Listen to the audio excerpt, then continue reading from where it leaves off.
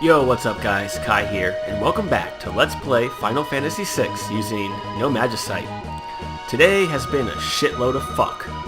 Light dusting of snow, they said, would barely accumulate, they said.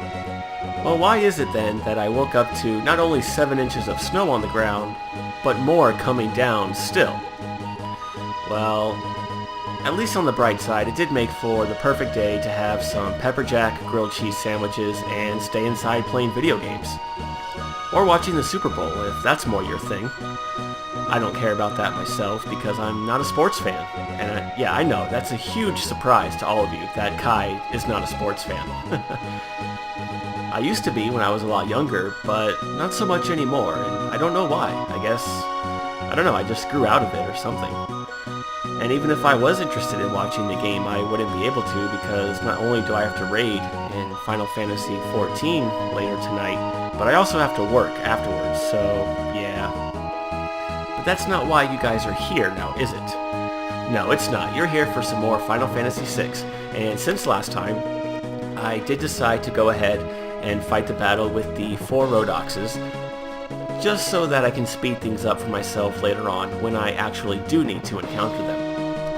So today, we're gonna head on towards the, Returner's hideout. But I want to make a pit stop first. And you are not required to come here by any means, but I like to do this because, well, you'll see. What do you mean, Edgar? Well, first of all, if you just sleep in this person's bed, you get a free rest up, so that's pretty nice. You don't have to waste money at the inn. Huh, I wonder who Edgar's referring to.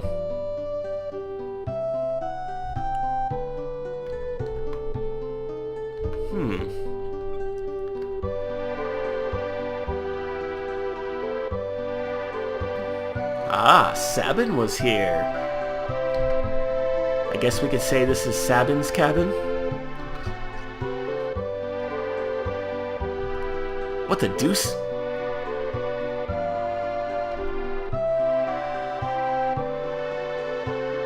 Oh no, Master Duncan was slain? Oh, that's terrible. It seems something foul is afoot. But yeah, I just like to go here because you get a little bit of character development for, well, Duncan and his son Vargas. So let's head on over to the east, to Mount Koltz. Not that we know exactly how to reach the Returner's hideout, and not that anybody has even told us how to get there, but the only other place we've heard about back in South Figaro was Mount Koltz. So we can just assume that that's the path to victory, as it were.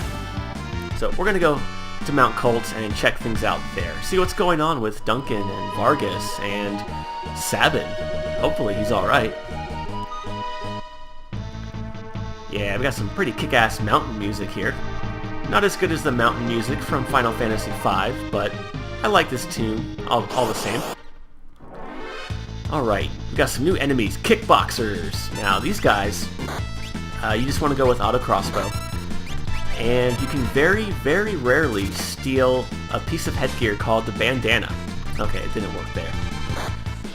But I wouldn't go out of my way to get that because, if I'm not mistaken, it only has 2 more defense than the plumed hats, and it does take a long-ass time to acquire them. Because even though it's a common drop, the way steel works in this game is very... What the... I must be seeing things. Is very, very dependent on not only Locke's level, but the level of the enemy that you're trying to steal from. And essentially how it works is the game takes Locke's level, adds 50 to that, and then it subtracts the enemy's level from whatever that total was, and essentially the end result is your successful chance of stealing. Hey, Terra gained a level, alright. And because Locke is a low level, right now we're looking at a maybe 30 to 40% chance of stealing. Haha, secret passage. But it's worth a shot, I suppose. You want to avoid Bioblaster. Hey, it worked! Holy crap! Well, I guess I can hang on to that for a little while, I guess. Yeah, I was not expecting that to work. It usually takes a good 3 or 4 minutes just to get one of those. And as far as rare steals go, it is not anywhere near as obscene as it was in Final Fantasy IX, where you had like a 1 in 128 chance to get a rare steal. No. Thankfully in this game, you have a 1 in 8 chance of getting the rare steal. That is, of course, after the game determines whether or not steal is successful. It's like, hey, steal works? Great. Now you have a 1 in 8 chance of getting the rare item. If not, you just get the common item. Got some Tuskers to deal with, and you want to avoid using physical attacks because they will counter with an attack called Gore, and if you're in the front row, that'll deal upwards of 80 damage. So, yeah, it's no bueno. Go with Auto Crossbow and a single target fire spell, or the Noise Blaster, I suppose. You know what? Let's see if that's a final attack, or just a counter attack. Okay, we're good. They have a lot of HP though, so you want to keep that in mind for when you're fighting them. Oh yeah, we picked up a new weapon for Lockout there, the Guardian. This is the first weapon in the game that will also increase your stats other than your battle power. Like this has a +4 bonus to speed and +10 bonus to physical evade. 44 speed. So this is a good time, I suppose, to go over what your primary stats actually do. And we'll start with Vigor, or Strength, as it's called in newer translations. And that largely determines the damage you deal with physical attacks, and it helps determine the damage you deal with your normal auto attack.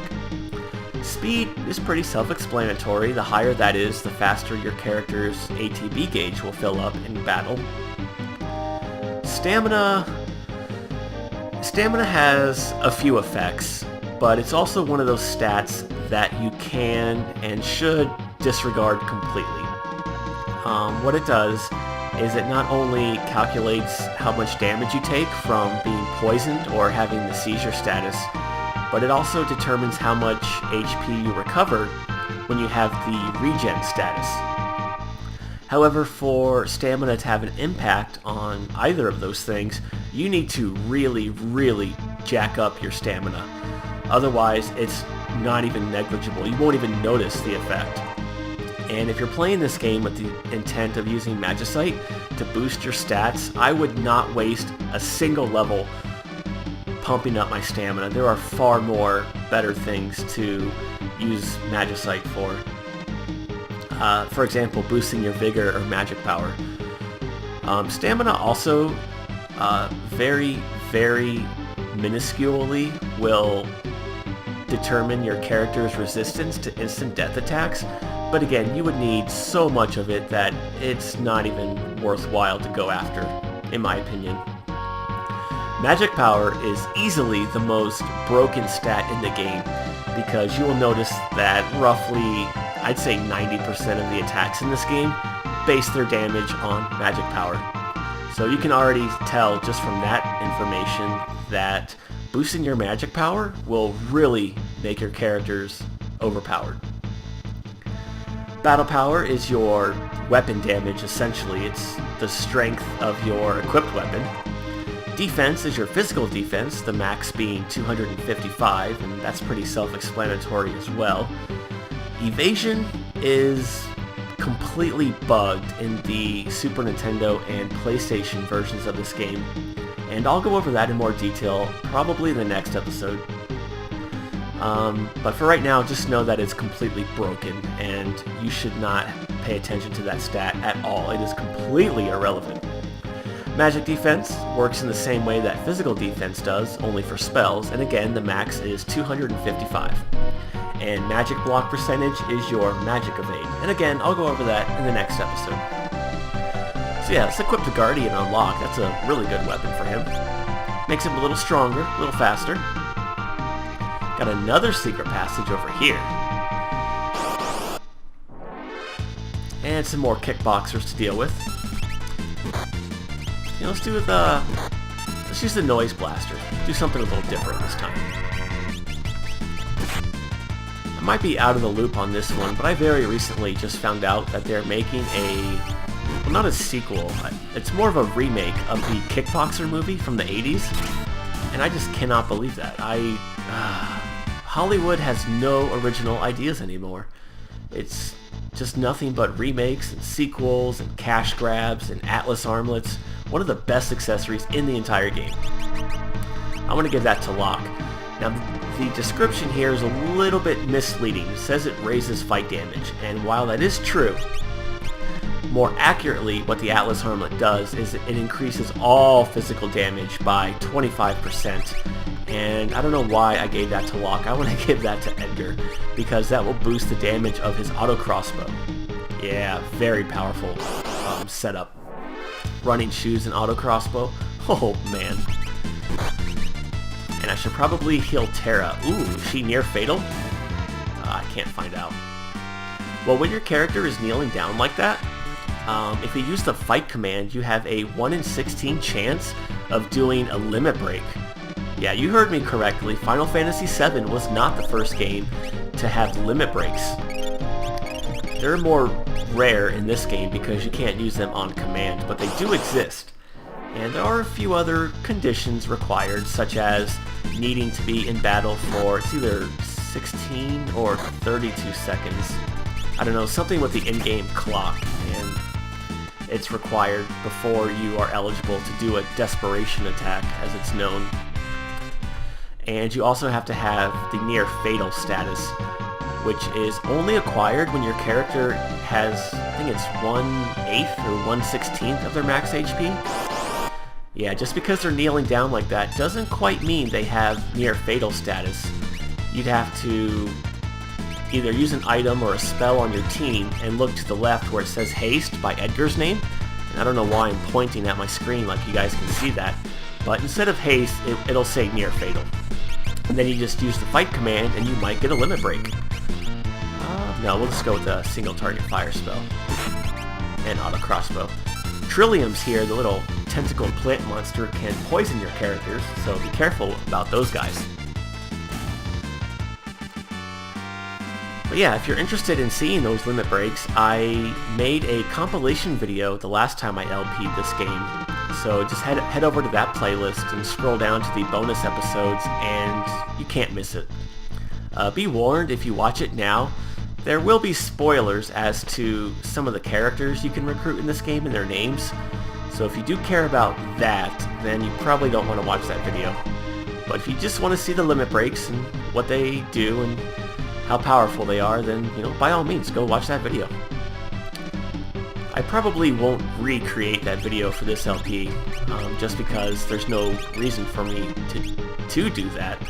And like I said, they are really random, so I'm not going to go out of my way. What was I saying before all of that happened? I can't even remember. Oh yeah, the Kickboxer sequel. Yeah, I'm not too sure how I feel about that. That was one of the best bad 80s martial arts movies, along with Bloodsport, Best of the Best. But I'll probably go see it nonetheless. It was a good movie. And I think Jean-Claude Van Damme did say he was going to be in it.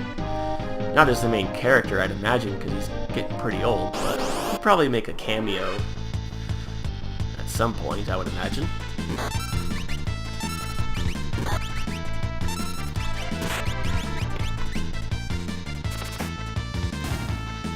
Yeah, that Atlas armlet is so good, so good. Definitely pick that up. I remember the first time I ever played this game. It was back when I was 9 years old, and I had no idea you could walk through walls or hidden passages like that, because this was the first RPG that I ever really connected with. And yeah, before this, sure, I played Zelda, Final Fantasy 1, Star Tropics. I think I even played Crystallis before I played this game, and they were fun. I enjoyed playing RPGs, but I wasn't as engrossed as I was in them until I played this game. So, concepts or tropes such as hidden passages were just foreign to me. know, it wasn't part of my thinking process to try and walk through walls like that, so yeah, I saw the passage over there, but I was like, man, there's gotta be another way to get over there. Oh, I should probably save my game. Yeah, that'd be a good idea. So unfortunately, I never got the Guardian or the Atlas Armlet, but now that I'm older and wiser and know about them, things are different. Uh-oh, we're probably gonna get poisoned. Yeah. I suppose the Star Pendant would be a good accessory against these guys. And actually, I wish I had purchased one. Because there's a little trick you can do in this game. You go to your relics. This is assuming that Terra has access to the Star Pendant. Let's say your character is poisoned, like Terra is, and you have a relic that protects against whatever status that is. You can equip it. For all purposes, let's just say the sprint shoes are the Star Pendant, which protects against poison. You can equip it, and then you can unequip it, and that character will no longer be poisoned. Because how this game works when it comes to status protection is the relic itself doesn't protect you from it. Basically, it tells the game, hey, this character is not allowed to be affected by this status ailment. And as such, when you equip it, the game's like, oh, okay, well in that case, she doesn't have it. And it just cures you of the status ailment, and then you can equip whatever relic you had before. Not that I'll ever take advantage of that in this LP, I don't think. But if you don't have any MP or curative items, but you happen to have specific equipment, it's something you can consider doing. It's better than walking around taking damage. Wow, that's really good experience. Alright, we're almost out of this place. I think we just have to go right around the corner here and fight some more enemies. Why not? Wow, I'm getting pretty lucky with these random battles. Usually, you don't run into this formation quite this often. See if Locke can finish him off with an auto crossbow. Or with a regular attack. Nice.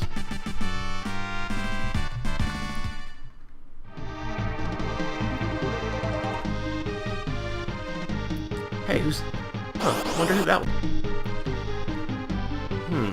Well, it's not Sabin. Although I thought it was him at first.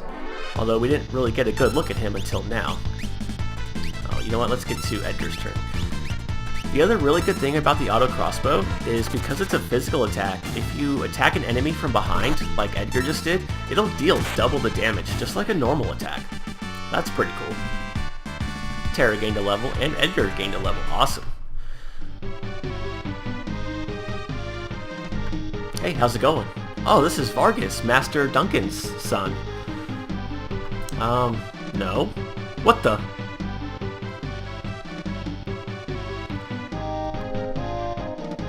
Reminds me of a line from The Princess Bride. Yeah, where is Sabin? Ah, so you were the person that was tailing us earlier. What's your deal, man? Why is it unlucky? Because it's boss time! Alright. Vargas and Ipu. Okay, so this boss fight has two phases. Phase 1 is against the bears here that have that gangster pose going on. And Phase 2 will be against Vargas. However, we can't damage him quite yet. We have to take care of his bodyguards first. Yeah, you want to have a cure spell ready with Terra. Okay. Game? I was gonna say you want to have Terra on standby for Gale Cut because, as you saw, it does a lot of damage to your whole party. And you would normally just want to do a multi-targeted cure spell to counter that. Oh, game, you're really testing me right now.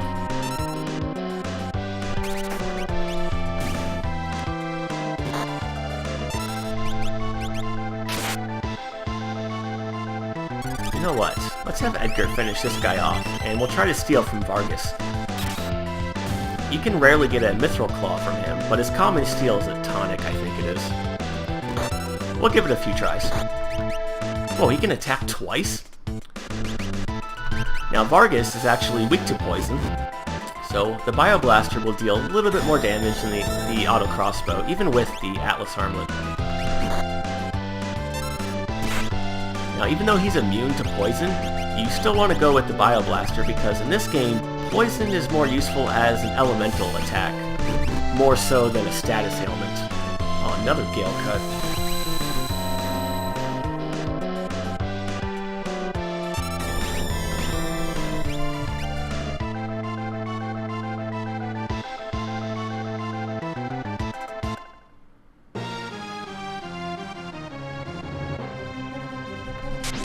Hey, it's Guile! I mean, Sabin.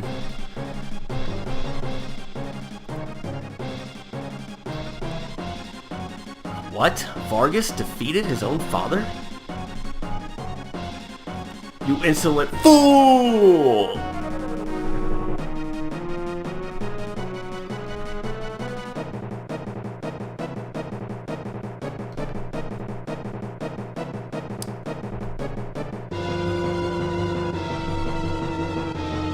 Ah, you jealous, bro?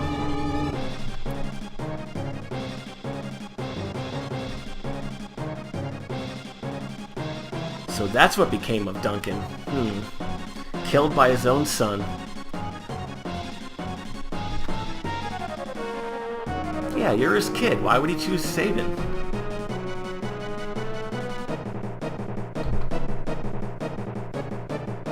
Sounds vulgar.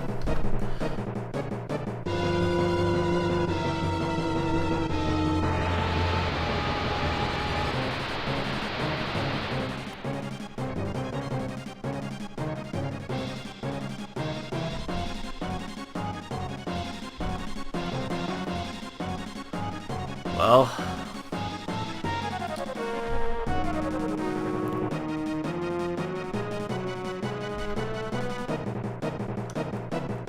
I love that line. Fate made us train together, and fate will send you to your doom.